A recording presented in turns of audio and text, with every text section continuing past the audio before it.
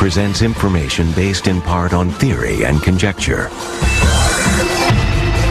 The producer's purpose is to suggest some possible explanations, but not necessarily the only ones, to the mysteries we will examine.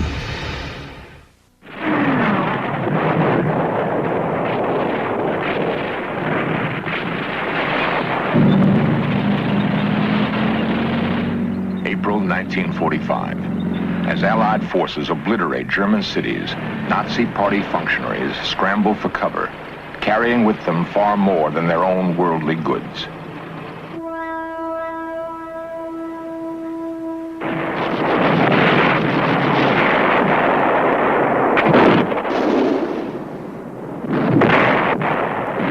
From D-Day, the 6th of June, to the complete collapse of German military strength, a brief 8 months had gone by. There had been little time for the looters to hide their ill-gotten wealth.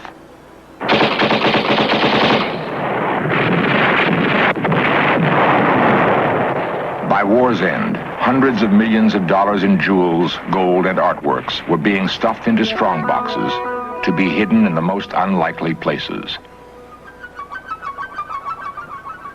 The Plunder set off one of the greatest treasure hunts in history.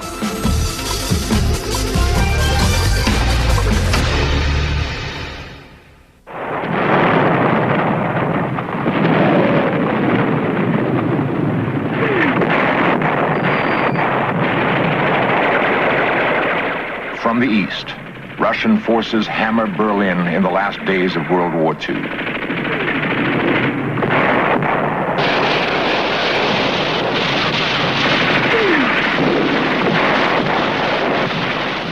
In the spring of 1945, Adolf Hitler ordered the German army to defend Berlin to the death of the last man.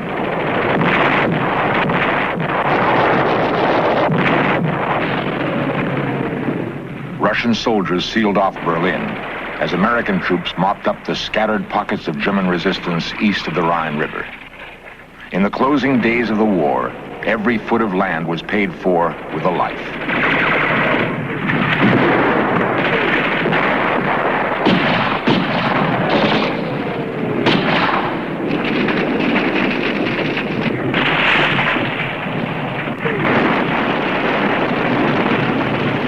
The once haughty German legions defended Hitler's capital city with companies made up of old men and young boys.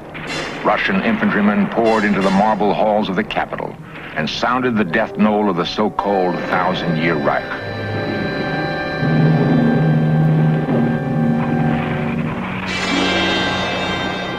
Even as the Allied armies were writing an end to the Third Reich in Berlin, Hitler's henchmen were scurrying to save themselves. Men like Martin Bormann, the architects of Nazi power for a dozen years, weren't about to surrender or commit suicide, as their leader had done. They had access to the plunder of Europe, gold bullion worth hundreds of millions of dollars, and priceless works of painting and sculpture. They snatched what they could and ran for their lives, some to be caught later, others never to be seen again. Their disappearance touched off the greatest manhunt in history and the greatest search for treasure.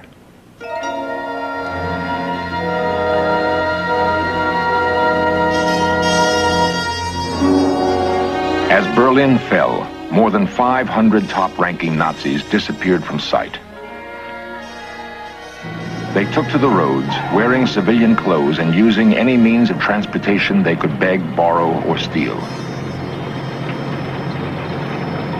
The stolen treasures they carried were to be passports to a new life. The departure from Berlin of Nazi leaders was a far cry from their triumphant marches through conquered cities just 6 years earlier.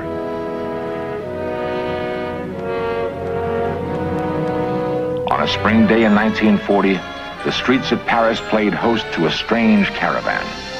Riding in an open staff car, selected officers accompanied Adolf Hitler on a tour of the City of Light. In less than 8 hours, Adolf Hitler would leave Paris, never to return. Himself a frustrated artist, he would order his troops to confiscate the great art treasures of private and public collections and bring them back to the Third Reich.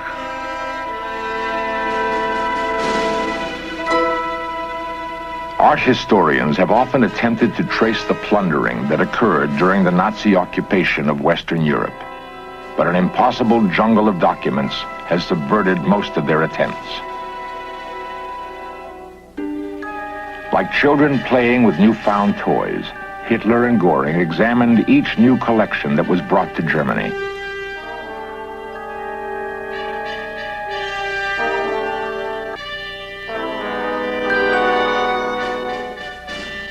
Countless hundreds of millions of dollars in paintings and sculpture adorned the walls of the Nazi Museum in Munich.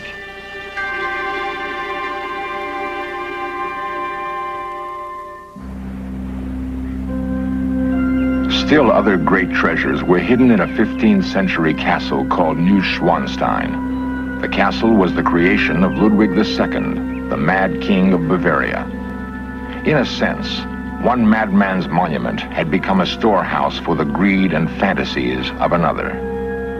For a time, Ludwig's collection of cheap glass and plaster fixtures was dignified by some of the finest works of Europe's old masters. As World War II ended, American GIs were sent to the castle to recover its treasures. What they found were the works of incomparable artists, haphazardly grouped with paintings of little or no merit.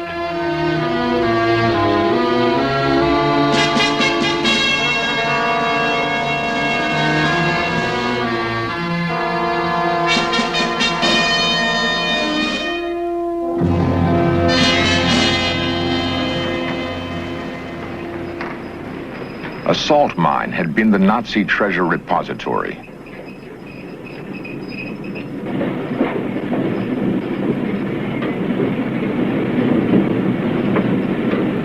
In the perfectly controlled humidifier, an elaborate vault had been created in which the paintings could be safely housed. To this day, the salt mine remains. It is possible to enter each of the wood-clad rooms and conjure up images of rack upon rack filled with priceless art.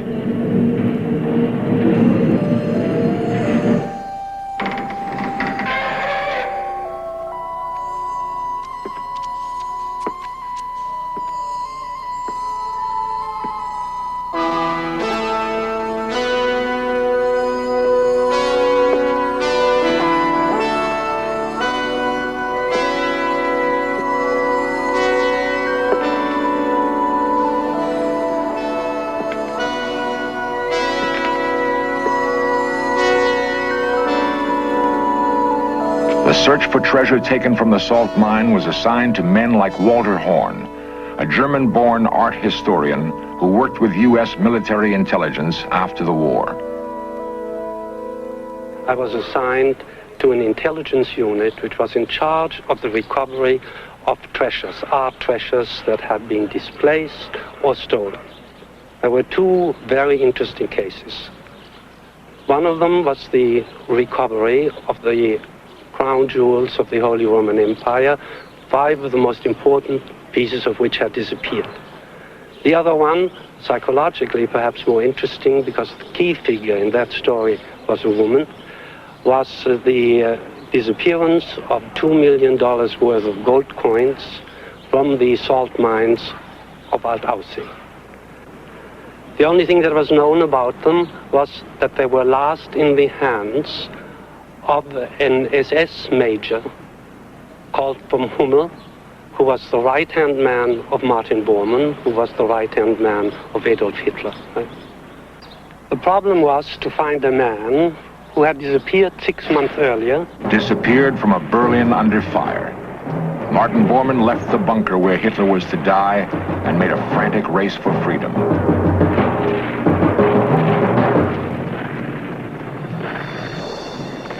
Years later, his chauffeur retraced the escape route used by Bormann and his men. As Russian tanks bombarded the area around the Reichstag, they made their way across the Spree River. In the very center of the city, they took refuge in an underground train station. In the subway tunnel, wearing civilian clothes, they mingled with frightened Berliners, praying that their meager concrete roof would stand up under the bombardment. Once they reached the western edge of the city, they took temporary refuge in a broken ruin, hoping to last out the day. I went onto using the normal methods of searching for a man by trying to meet the people who saw him last and see whether his tracks disappeared or did not disappear. They disappeared. Apparently, the escapees weathered that night in an abandoned building, and the next day set out on a prearranged escape route south. Bormann's face was well known to almost every German. In the chaos surrounding war's end, however, he slipped out of Berlin and made his way to the Alps. After about 2 weeks in the Austrian mountains, including a search in the Alpine huts and a search in sawmills all the way down from the high Alps to the valley of Salzburg, I had come to the conclusion that he was lost. Were it not for the dedication of the hunter, the treasure might have been forever lost. That I had no other choice now than to approach Mrs. von Hummel. At the end of a conversation, rather than interrogation of about 45 minutes, she admitted that she knew where he was and declared her willingness to go and see him and to inquire about the whereabouts of the coins. I left her alone for 3 days, saw her again, and she declared, "Lieutenant Horn, I'm happy to report that the coins are in the hands of the Prince Archbishop of Salzburg." I said, "This is fine, Mrs. von Hummel. My mission is accomplished." Other pieces of treasure, however, were not found, and years later would become the subject of life and death struggles. Trainloads of priceless treasure rolled across the German countryside.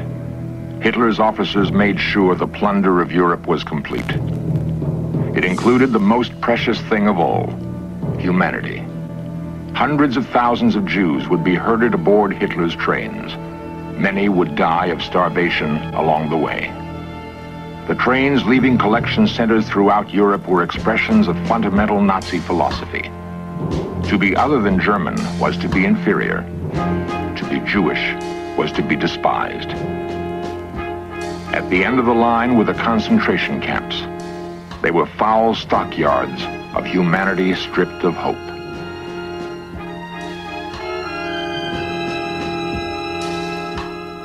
With the Jews, Hitler found the scapegoat he needed to explain Germany's failures between the wars. The Nazis were stealing lives now, and they weren't above making a profit at it. Grisly crimes were committed by the Nazis in their dozen-year reign of terror in Europe. Worst of these were the assaults on human dignity, typified by the robbing of gold from the mouths of murdered Jews. Another atrocity was the collection of huge sums in gold and diamonds from concentration camp inmates who thought they could buy back their lives. They couldn't, but they made their killers rich trying. The horror of it struck home when the Allies took over the camps. They entered as liberators, but there were no cheering crowds. They beheld instead a tragic spectacle. Treasure could be recovered, but lives could not. The task would be enormous. Perhaps it would never be completed. The great bulk of Nazi plunder would be recovered immediately after the war. Uncounted millions, however, disappeared with Hitler's henchmen. Men who, like Martin Bormann, are still at large. Among them, Dr. Joseph Mengele. He conducted unspeakable research on the inmates of concentration camps. Inmates would have sooner faced the ovens than Mengele's knife. At Nuremberg, the Allies tried top Nazi leaders captured at war's end. But the colonels and majors of the Third Reich carried their treasures with them into peacetime Europe. Austria's Lake Toplitzay, gold bars and hundreds of thousands of counterfeit English pounds were recovered from the lake in 1957. What better place for hiding treasure quickly than a deep alpine lake? How much remains to be discovered? 2 men have disappeared trying to answer that question.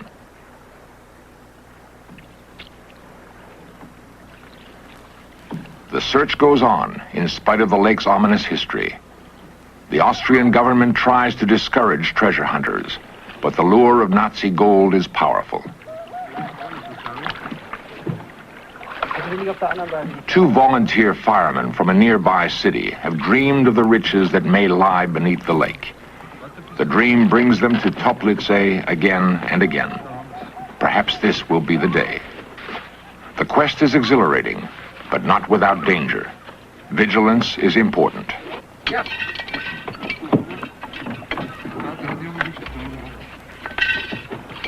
Treasure hunters are optimists, and it is a fine day for a dive.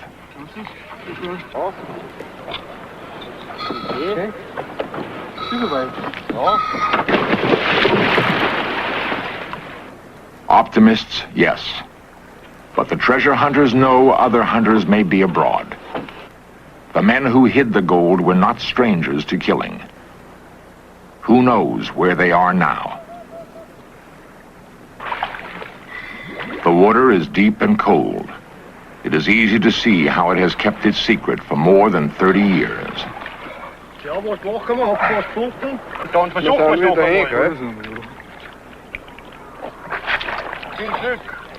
The divers are spurred by the knowledge that the quest paid off once.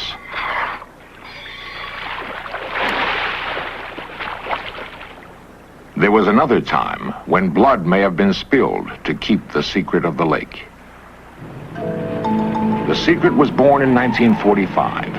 The Nazi hierarchy, not killed outright, was in flight. If they were caught, they might lie their way out of long prison sentences, but not if they were caught with treasure.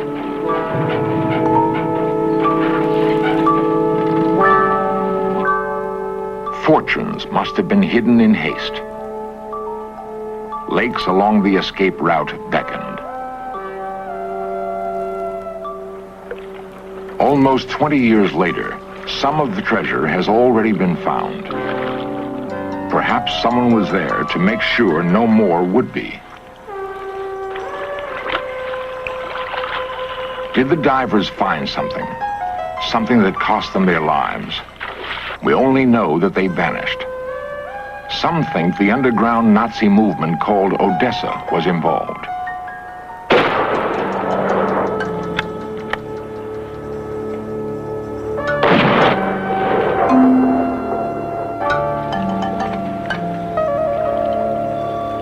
It is 1976. No one will vanish on this dive. There will be no treasure either. It is possible that the gold remaining in Toplice was moved years ago when its guardians felt others closing in. There are many other lakes and many secret bank accounts. Serious investigators don't dismiss the notion that there are still men in hiding who would see Hitler's nightmare world reborn.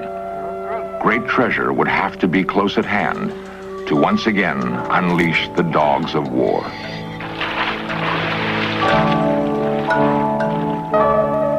That prospect alone may be enough to drive men to continue the search for Nazi plunder.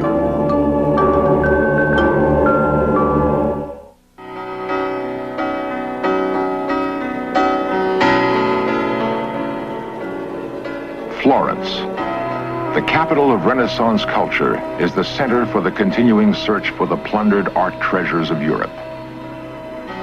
Rodolfo Siviero is the most active of the art detectives. Questi sono tutti documenti tedeschi.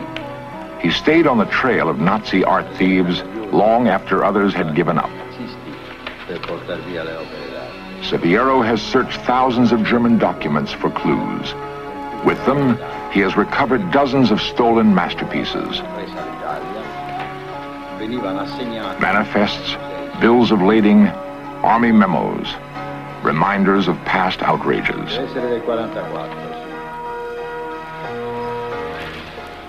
The collections of the Uffizi Gallery and the Pitti Palace in Florence have been reconstructed through the work of Siviero and his colleagues. Yet Siviero estimates that a third of Italy's plundered art is still missing. He thinks much of it is hidden behind the Iron Curtain in East Germany. One of his hardest tasks has been to root out the fake masterpieces that began showing up after the war. Museums, anxious to restore their collections, often fell victim to swindles. The flood of copies has made it even harder to trace the fate of the originals.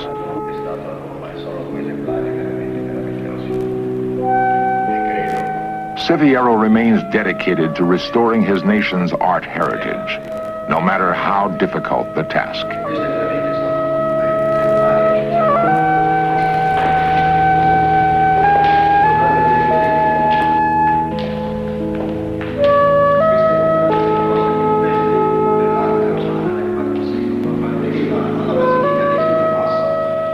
It is important for men like Siviero to believe that beauty can endure.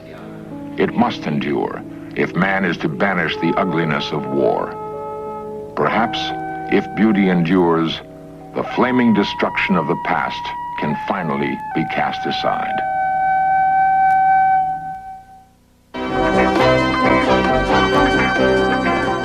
Lost civilizations, extraterrestrials, myths and monsters, missing persons, magic and witchcraft, unexplained phenomena. In search of cameras are traveling the world, seeking out these great mysteries. This program was the result of the work of scientists, researchers, and a group of highly skilled technicians. Coming up next, In Search Of continues with the journey to Peru to find Inca treasure. Then an agent has no alibi when he's accused of murder on FBI, The Untold Stories. And later tonight, History's Mysteries brings you the true story of Robin Hood at 8 here on the History Channel.